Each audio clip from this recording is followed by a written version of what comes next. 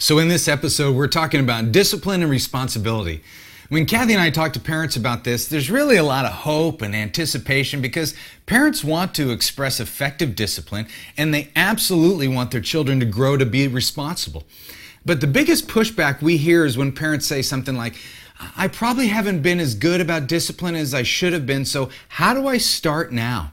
And that is a really good and fair question. You might not be able to change everything overnight with your discipline, but you can begin to change yourself. Remember in the video I talked about the impact and the ineffectiveness of yelling? Well, this might be a great place to start. That when you find yourself getting exasperated and your default is to yell, put yourself in a little mini timeout. Seriously, walk away and come back when you're calm. When you do this, you're showing restraint, you're modeling wisdom, and you're helping your kids see that anger is okay. It's a normal emotion, but it doesn't have to be the fuel to start a fire. So Kathy, let's talk about some practical ways that you and I have experienced discipline and expressed discipline with our kids. And let's start with the whole theory of choosing your battle. Yeah, that was number one for us. Choosing what things we were going to fight over. Because if we didn't make a choice, we could be choosing to battle all day, every day. Because parents always have something to be mad about. Right. What are we going to stand firm on and what are we going to just let go of? For us, we let go of clean bedrooms. We kind of gave that to our kids. We fought over it for a while, and then maybe we just lost that battle and we're trying to say we chose the battle, but we gave that up. We just thought this early on, go ahead, live and that, shut your door. And some parents hear that is going to drive them crazy. But for us, we decided you're going to figure it out. They all went to college. They had roommates. They had to figure it out. But we weren't going to battle over that. We didn't battle over long hair. We didn't. With our son. Yes, and our son, I think, blames us for some of his 6th, 7th grade pictures. Why didn't you make me get a haircut? Because we didn't want to fight with you over that. It wasn't important to us.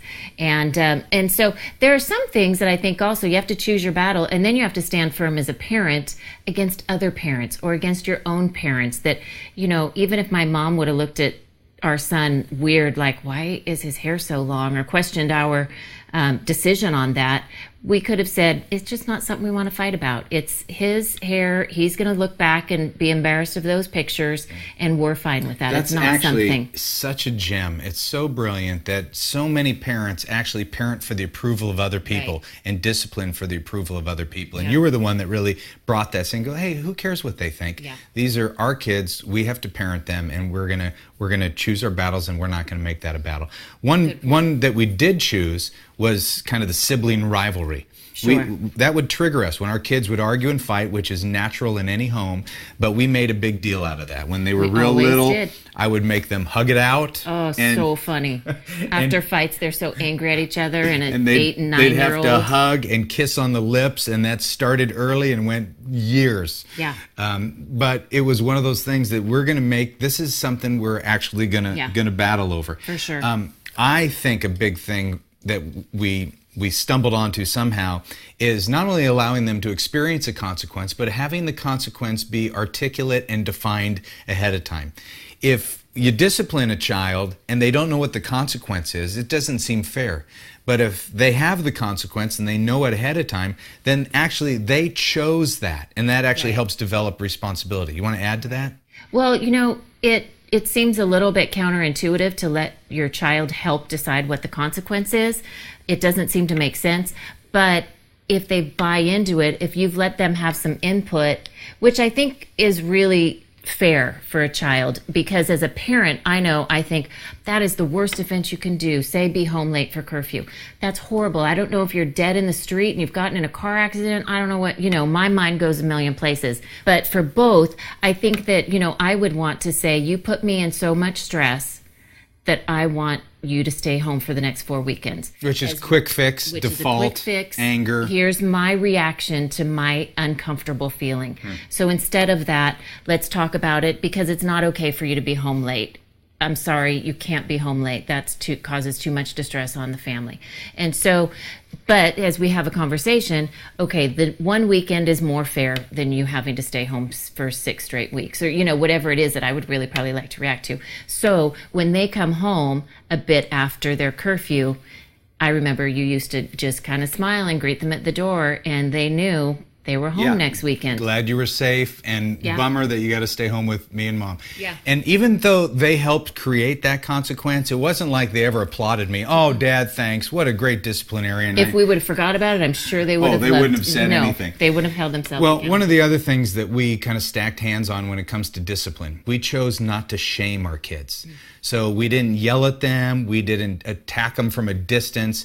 We would go and remove them from a situation, take them out of the room, take them away from their friends or other families, get on their eye level, and have a conversation about their behavior or what was going on. It's so much easier to yell across the room when you see your kid doing something wrong, and just stay in your comfortable seat and just yell, hey, stop that, or whatever it is, and you're going to go to timeout. You know, they're 50 feet away. If you want to see quick fix parenting, go to a McDonald's Playland and just watch from a distance, because you see quick fix parenting. Yep. Let's talk specifically about responsibility. One of the things that Kathy and I believe that when it comes to teaching kids to be responsible young adults is that they have to experience their consequences. Parents are so quick to save them, and even when they're little and they forget their lunch, what do we want to do? We want to run it to them because they're going to starve to death if they don't have lunch, if they don't eat within a 4-hour period. Yeah, just an aside, it takes about 40 days to actually starve to death, so they'll be fine. But if they are hungry at school and they experience the consequence of hunger, they might come home and go, oh, wait, it's not Mom's or Dad's responsibility to send me with lunch. And chances are they're not going to forget a whole lot more times. Yeah, but what we want to do, good parents, we want to save their day. We want to keep them from failure. We want to keep them from experiencing anything that might be negative. Well, you know what? And homework even is one more extension of that, because it's another reflection of you. If my child looks like they're getting bad grades and forgetting their homework, it must be their parents are doing something wrong also. But we made our kids face the consequence. If you forget your homework, I'm not going to run it over to school also, just to save your grades. You can suffer with a missed assignment or here and there if you forget, and they choose not to forget their homework so often. Yeah, discipline, responsibility, big issues. And I'm guessing that you've struggled to at least some degree with how to effectively discipline your kids and help them learn responsibility. And I can safely assume this because every parent we've ever talked to seems to struggle over these issues. So please hear this, you are not alone. We don't have easy answers to offer you, but that's okay because you're no longer a quick fix parent, right? You don't want easy answers. In the workbook, we encourage you to evaluate your own discipline issues, and we help you learn how to choose and prioritize your battles. And we also give you some ideas on how you can help your children develop responsibility. Discipline and responsibility, these aren't fun topics, but they're essential tools for any intentional parent. And I promise you, with some honest evaluation and effort, this gets easier and you will become a more effective parent.